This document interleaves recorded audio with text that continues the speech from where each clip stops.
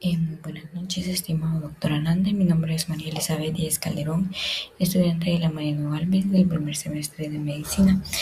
A continuación, yo les voy a hablar sobre salud mental y los diferentes temas que abarcamos durante este primer semestre. Los temas son salud mental, las neuronas, el sistema nervioso tanto central como periférico, el sistema endocrino, el cerebro, estado de conciencia, sensación y percepción, hipnosis y drogas, el aprendizaje, la memoria, pensamiento y razonamiento, el lenguaje, la inteligencia, motivación y emoción, estrés, afrontamiento y bienestar y la personalidad. Como primer punto tenemos la salud mental. Cuando decimos salud mental se nos viene a la mente decir, bueno, es estar bien de la mente. Y pues sí, prácticamente a eso es a lo que va siendo ese tema. Pero no solo es tanto el bienestar mental, sino también emocional, social y económico. Sin embargo, lo económico algunas veces no va a aplicar porque hay personas que gozan de una buena salud mental, sin embargo no tienen una buena economía. También podemos decir que una persona que tiene buena economía no va a tener una buena salud mental. Entonces prácticamente no aplicaría mucho la economía, pero puede ser un factor importante a la hora de valorar una salud mental. También tenemos que para tener una buena salud mental necesitamos tener buenos hábitos y no tener una mente conformista. Recordemos los primeros días que íbamos al curso con el doctor Arandi, siempre nos mencionó lo de no tener una mente conformista. ¿A qué voy con esto? Nunca debemos decir, bueno, ya terminé esto, ahí me quedo estancado. No, al contrario, es seguir avanzando, proponernos retos para que nuestra mente esté ocupada y trabajando y nuestro cerebro no decaiga. A continuación les voy a hablar sobre las neuronas. En las neuronas es importante mencionar que son unas células nerviosas. ¿Qué digo con células nerviosas? Que al igual que las demás células, son importantes en el sistema nervioso. Las células nerviosas son las que conforman el sistema nervioso. Entonces, las células nerviosas, también llamadas neuronas, están conformadas por un cuerpo celular o un soma, que viene siendo prácticamente el núcleo de la célula. Y también tenemos el axón, que está también cubierto por una vaina de mielina.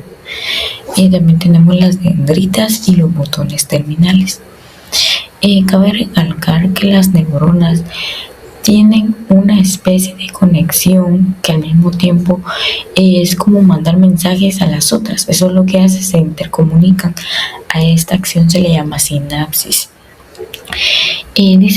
También mencionamos sobre los neurotransmisores, los también llamados ADES, o esta es la fórmula para aprendérselas mejor, que tenemos la acetilcolina, la dopamina, la serotonina.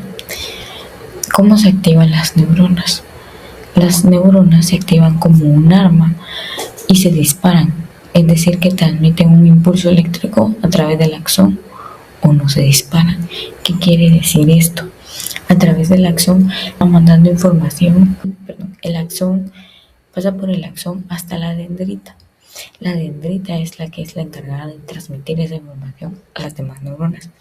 Como ya dije, a este proceso se le llama la sinapsis. También tenemos el sistema nervioso central y el sistema nervioso periférico.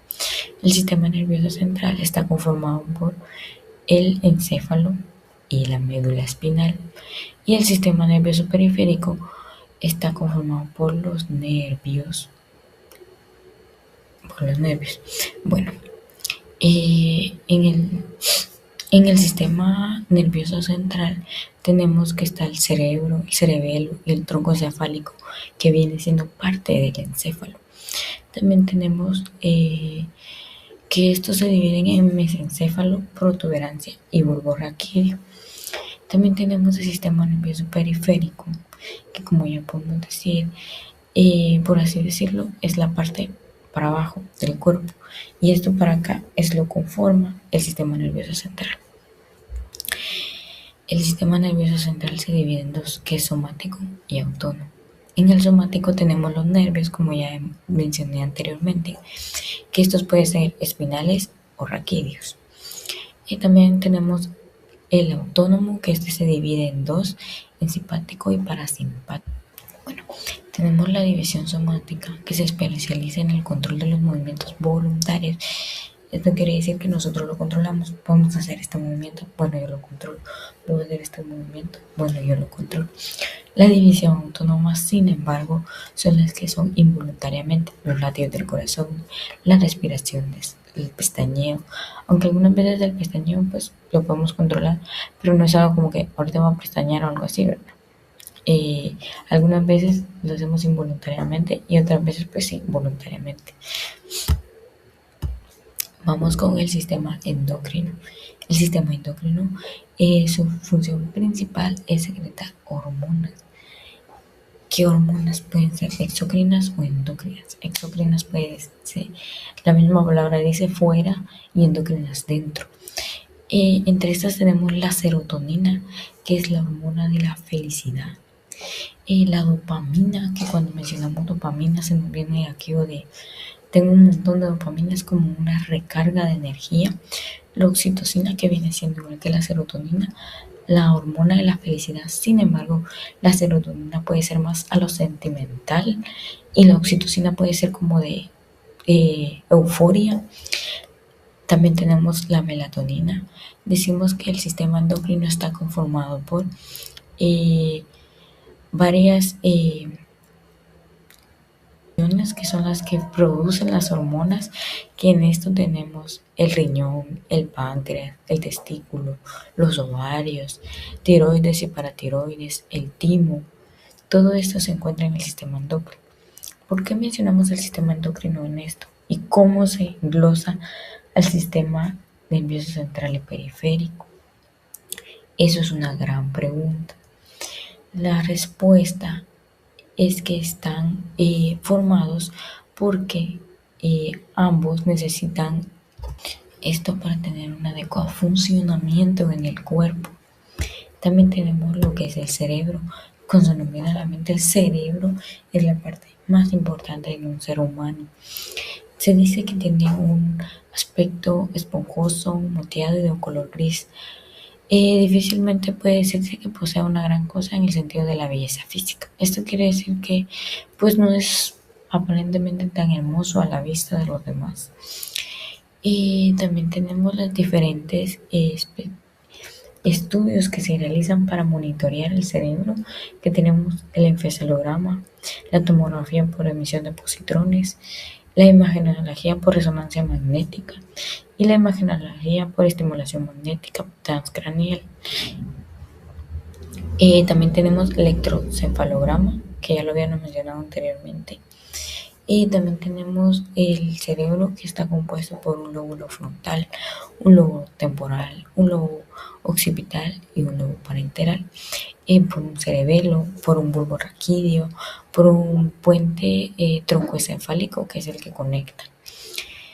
Algo muy importante es que el cerebro tiene dos hemisferios, hemisferio derecho y hemisferio izquierdo. El hemisferio derecho es aquel que es creativo. Sin embargo, el hemisferio izquierdo es la parte pensante del cerebro. Los estados de conciencia. Dice, es la noción de sensaciones, pensamientos y sentimientos que experimentamos en un momento determinado. Esto quiere decir que no es todo el momento, es un momento específico del día. Puede ser en la conciencia de vigilia. Se dice que estamos despiertos, sin embargo, estamos despiertos y conscientes, pero sin embargo, nuestra mente está volando. A veces te dicen, órale, se te despegó o algo así, o no estás en este mundo o algo así. Y esto es cuando pasa el estado de conciencia de vigilia. También los estados alterados de conciencia se pueden dar de forma natural o también puede ser de manera por el consumo de drogas y la hipnosis. ¿Qué quiere decir con los estados de conciencia alterados? de forma natural. El sueño, todo eso, nosotros estamos dormidos, pero no estamos conscientes de lo que está pasando a nuestro alrededor. Sin embargo, las drogas y la hipnosis es algo que nos bloquea el cerebro. Por lo tanto, no somos conscientes de lo que pasa a nuestro alrededor, pero estos estados de conciencia son provocados. También es importante decir que dormir y soñar no es lo mismo. Dormir es una especie de estar descansando, pero nuestro cuerpo, nuestros oídos a veces escuchan lo que está pasando a nuestro alrededor. Sin embargo, soñar ya es algo profundo, en donde tú ya estás en un estado de conciencia y que tú ya no reaccionas a nada de lo que está pasando a tu alrededor. Y también tenemos las etapas del sueño, que en la etapa 1 es cuando las ondas bajan un poco la amplitud, que nuestro cerebro todo el día estuvo así con ondas alteradas. Bueno, en este momento baja un poco. En la etapa 2, las ondas cerebrales van un poco más lento todavía que en la primera. En la etapa 3, lentos, ondas lentas, pero con picos y valles mayores al patrón de ondas que en la etapa 1, 2, perdón. La etapa 4 del sueño es la etapa más profunda, en donde ya no somos conscientes de lo que está pasando. También mencionamos el morbo. También tenemos los ensueños, soñar sin estar dormido. Como ya lo mencionamos anteriormente, es aquel estado donde tú estás así y dices, bueno, ¿qué pasaría si? Y te pones a pensar un montón de cosas en tu mente al punto de que no eres consciente de lo que está pasando a tu alrededor. También tenemos lo que es la percepción y sensación, que mencionamos el umbral absoluto, cómo detectamos lo que está afuera. Esto es muy importante porque es cómo saber con lo que nosotros nos vamos a encontrar en nuestro alrededor. Y aquí también entra lo que es la vista, el tacto, el olfato, el gusto y el oído. Y con la vista podemos pues observar lo que ya podemos ver y podemos ver un carro a una distancia. El tacto, podemos tocar una cosa fría, caliente, húmeda. El olfato, nos puede llegar el olor a algo muy fuerte como esto, que es demasiado fuerte. El gusto es el probar algo, un dulce, algo dulce. Y es como detectamos lo que está a nuestro alrededor. El oído, que el oído es muy importante para escuchar todo lo que está a nuestro alrededor también. Dice, el dolor es una experiencia sensorial y emocional y que lo experimenta todo ser humano que dispone de un sistema nervioso central. ¿Por qué un sistema nervioso central? Al sentir dolor, nuestro cerebro envía ondas y esto es enviado de regreso hacia nosotros para decirnos esto duele, esto quema, esto se siente así. El frío también puede entrar aquí. Se clasifica como psicomótico el trastorno psicológico, que es un efecto físico provocado por alguna secuencia. Y también en esto de la sensación y percepción tenemos lo que es la Gestalt, que recuerdo muy bien cuando nos lo pusieron en nuestro salón y nuestro catedrático nos dijo, ustedes que ven acá, es la percepción de lo que nosotros vemos. También tenemos la hipnosis y drogas, que este es un tema muy importante. Para empezar vamos a hablar sobre la hipnosis. Los 4 pasos para la hipnosis. El primero es muy importante, que es que el ambiente esté tranquilo. El segundo, se debe explicar a la persona que se va a hipnotizar qué se le va a hacer. Y se le pide a la persona que va a ser hipnotizada que tenga una gran concentración en lo que se le está haciendo. Y 4 es cuando la persona ya se encuentra susceptible. Esto quiere decir que se encuentra muy disponible para hacerle la hipnosis. ¿Para qué sirve la hipnosis? Para controlar dolor, reducción de tabaquismo. Algunas personas que están muy adictas al tabaquismo acuden a la hipnosis para poder regular eso y poco a poco irlo dejando. Tratamiento de trastornos psicológicos, asistencia a cumplimiento de leyes. ¿A qué me refiero con esto? Algunas personas son testigos de violencia o algo así, y esto se aplica para que las personas puedan decir la verdad. Y también tenemos del desarrollo deportivo. Y luego vamos con lo que es una técnica, dice la meditación, que es una técnica que se aprende para reenfocar atención de manera en un estado alterado de conciencia. Durante la meditación cabe recalcar que te puede faltar el oxígeno. En este caso es lo que podemos ver en la imagen que está haciendo la muchacha. Está meditando. La mayoría de personas para meditar colocan sus manos así o así y también necesitan un ambiente tranquilo para poder llegar a un buen estado de meditación. También tenemos el consumo de drogas, que nos puede mencionar que pueden ser drogas proactivas o adictivas.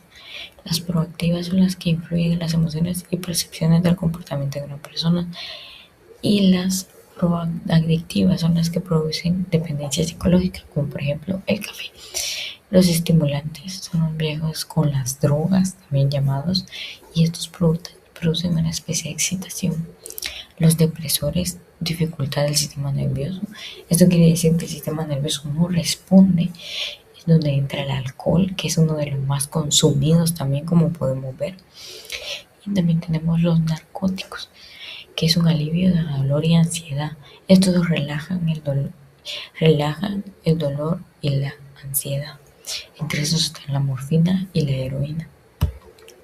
También tenemos el aprendizaje, que entre esos está el aprendizaje condicionamiento clásico, que fue descubierto por Ivan Pavlov, que tiene un estímulo neutro, un estímulo incondicionado, respuesta incondicionada, un estímulo condicionado y una respuesta condicionada.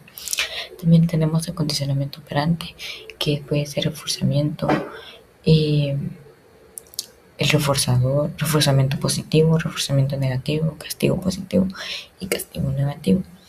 Y aquí es donde podemos ver la ilustración de un estímulo neutro, la respuesta de respuesta, un estímulo incondicionado y la respuesta condicionada. También tenemos el refuerzo positivo, refuerzo negativo, castigo positivo y castigo negativo. Ahora vamos con la memoria. Las claves de recuperación de la memoria es recordar y reconocer. ¿A qué voy con esto? Recordar es decir, bueno, aquella vez yo estaba, ahí estamos haciendo memoria, reconocimiento, esto yo lo he visto en otro lado y estamos haciendo un reconocimiento y esto nos ayuda en la memoria también. La memoria tiene varias. Está la explícita, que es cuando tratamos de recordar un nombre, una fecha que hemos encontrado o aprendido previamente. Eso quiere decir que ya lo hemos visto anteriormente. También la implícita, que no son conscientes, personas de lo que no son conscientes. O sea que viene un recuerdo a mi mente, pero no recuerdo dónde lo vi. La repentina, a la gran, esto yo ya lo viví, también llamados déjà vus. Y los esquemas, conjunto de información organizado y almacenados en la memoria, interpreta y almacena información nueva. Esto quiere decir que va almacenando la información nueva y al mismo tiempo interpretando. Como último dato, comparamos a la memoria y también como una computadora, que al momento de codificar es cuando ingresamos la información. El almacenamiento es donde almacenamos la información, que al mismo tiempo así funciona en nuestra mente, en nuestro cerebro. Y la recuperación es cuando, ya me acordé que era. Y también tenemos la memoria sensorial, que aquí es cuando, ¡pum!, algo a la gran, ya me acordé. Dice, también tenemos la memoria a corto plazo y a largo plazo.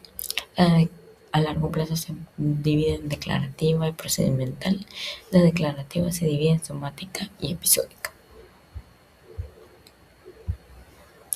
Enfermedades relacionadas con la memoria. Tenemos el Alzheimer, la amnesia retrógrada y la antirretrógrada. El Alzheimer yo creo que es muy conocido por todos nosotros. Y vamos perdiendo partes de nuestra vida poco a poco, recuerdos de nuestra vida, incluso llegar a desconocer a nuestra propia familia. Y la amnesia es la pérdida de memoria que ocurre sin otras dificultades mentales, es decir, no afecta a otro sistema. Y la amnesia retrógrada se pierde la memoria de los incidentes anteriores a cierto suceso. O sea, por ejemplo, después de un accidente, vamos a olvidar todo lo que pasó antes del accidente. Y la amnesia antirretrógrada se pierde la memoria de los sucesos que siguen a una lesión. Es después de lo que pasó, te pueden pasar cosas y tú no recordarlas. Vamos por el pensamiento y razonamiento. Y antes de continuar, dice pensamiento y razonamiento, que en este entra el concepto del prototipo, algoritmo y heurístico.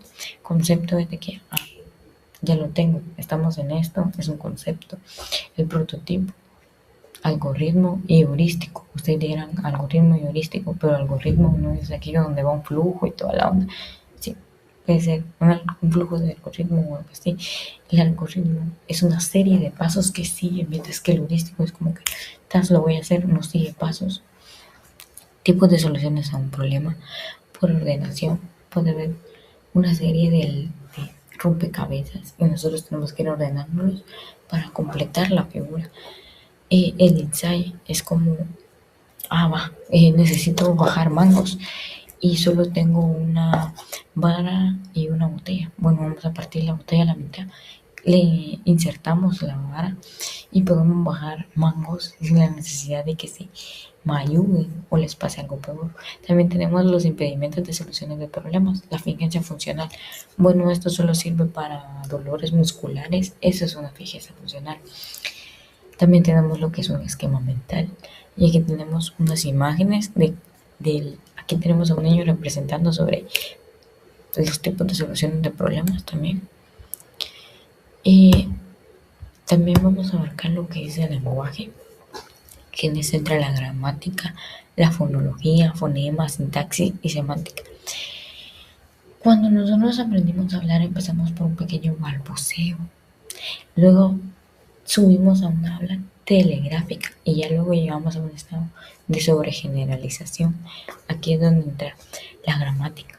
También la fonología, que es el estudio de los fonemas. Y la sintaxis, algo muy importante, ya habíamos mencionado sobre la sintaxis, que es la comunicación entre neuronas, o nosotros le dijimos sinapsis, aquí es sintaxis. Vamos con la semántica también, que es el estudio adecuado de las palabras. La inteligencia, viene y el desarrollo de las pruebas del CI. Discapacidades de intelectual o retraso mental. Varias personas dicen, puchica, vos padeces de tu retraso mental. Y te quedas así como que, ¿y vos cómo sabes? Porque algunas personas desarrollan el 10% de su cerebro, como ya muchos lo dicen, o sea, 10% de su cerebro, cuando nosotros podemos desarrollar el 100% de nuestro cerebro, pero por estar estancados no lo hacemos. También tenemos la motivación y emoción, que aquí entra la tan mencionada pirámide de Maslow, las necesidades fisiológicas, necesidades de seguridad, amor y pertenencia, la estima y la autorrealización. Dice, las teorías motivacionales de reducción de la pulsión, teorías que sugieren una carencia relacionada con una necesidad biológica básica, produce una pulsión que empuja al organismo a satisfacer esa necesidad. También tenemos la homeostasis, que es controlar todo lo que está dentro de nosotros, como mantener un equilibrio. Y también tenemos los enfoques basados en la activación, que es más allá de la reducción de impulsos. Los enfoques basados en incentivos, que es la fuerza de motivación, es como que yo voy a lograr esto, tengo una meta para lograr esto. Los enfoques cognitivos, que son los pensamientos que subrayan a la motivación. También tenemos el incentivo, reducción de pulsión, activación, incentivo, cognitiva y de jerarquía en necesidades, que es donde entra la pirámide de Maslow. Tenemos más emociones negativas que positivas. Podríamos decirse que por eso vivimos más amargados que felices. Y en las positivas tenemos el amor y gozo, que el amor se divide en cariño y enamoramiento. El gozo se divide en dicha y satisfacción, orgullo. Las negativas en ira, tristeza y temor. La ira en irritación, hostilidad, desprecio y celos. La tristeza en agonía, pesadumbre, culpa y soledad. Y el temor en horror y preocupación. Estrés y afrontamiento de bienestar. Reacción ante amenazas y dificultades. Los cataclismos son una cosa que te puede producir mucho estrés. ¿Qué son los cataclismos? Son los desastres naturales que ocurren a nuestro alrededor. También tenemos los factores de estrés personal, como podría ser estudios, trabajo. Todo eso entra entre el estrés personal. Factores de estrés cotidiano es algo que nosotros no controlamos, como el tráfico.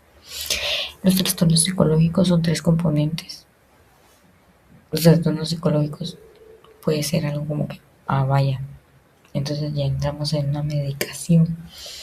Y dice, tres componentes de la resistencia es el compromiso, el desafío y el control. Eso para mantener un buen afrontamiento ante el estrés. Se dice que el estrés empieza así. Empezamos nosotros, tenemos que estudiar. Por ejemplo, tengo que practicar el instrumento. Y ya luego lo empezamos a hacer. Luego decimos, bueno, no puedo, y nos acostamos a dormir. En eso se divide el estrés. Vamos con la personalidad. Dice que la personalidad, según la teoría de Freud, que nuestra conducta está formada por el inconsciente, es decir, nosotros no la controlamos. También tenemos las etapas psicosexuales, que estos se dan en la edad de hasta los 12-18 años oral, que es decir, que nosotros venimos y queremos como morder, chupar algo, hacerle algo, como hacer así las cosas. Y la anal, que es cuando nosotros retenemos las heces, que esto sea de 12 a 18 meses hasta los 3 años a veces. La fálica, que es el interés por los genitales, y que es donde pues algunas veces las personas tienen esos trastornos psicológicos, como ya los mencionamos anteriormente, los trastornos de la personalidad, porque no desarrollaron todas estas etapas como deben de ser. La autoestima, componente de la personalidad que abarca nuestras evaluaciones personales positivas y negativas. Si tenemos una baja autoestima, expectativa baja en desempeño, no nos esforzamos, tenemos una ansiedad elevada y nos lleva a un fracaso real. Y volvamos a empezar y vamos a seguir con lo mismo. Entonces, si no tenemos una buena autoestima, no vamos a tener tampoco buenos resultados. Y eso sería todo. Muchas gracias por su atención. Espero les haya sido de ayuda el tema. Hubieron algunos ámbitos que no se pudieron abarcar abiertamente, aún se tendrían que haber abarcado. Sin embargo, se hizo lo más posible por abarcar todos los temas importantes de cada módulo. Espero les haya servido de mucha ayuda. Y como último comentario podría ser, recuerden que las drogas neutralizan nuestro cerebro, entonces no las consuman. Nuestros jóvenes ahora, algunos dicen, bueno, tomémonos esto para aguantar para los exámenes. Yo he escuchado mucho eso. Eso es algo que en lugar de darte te está matando las neuronas. Y recordemos que las neuronas no son como de que, boom, se regeneran. Tenemos millones, billones, trillones de neuronas, pero las debemos de cuidar para que no tengamos luego enfermedades mentales, para que no tengamos pérdida de memoria. Recordemos eso. Y ese es mi consejo para todos ustedes. Que tengan una feliz tarde, día o noche. Gracias.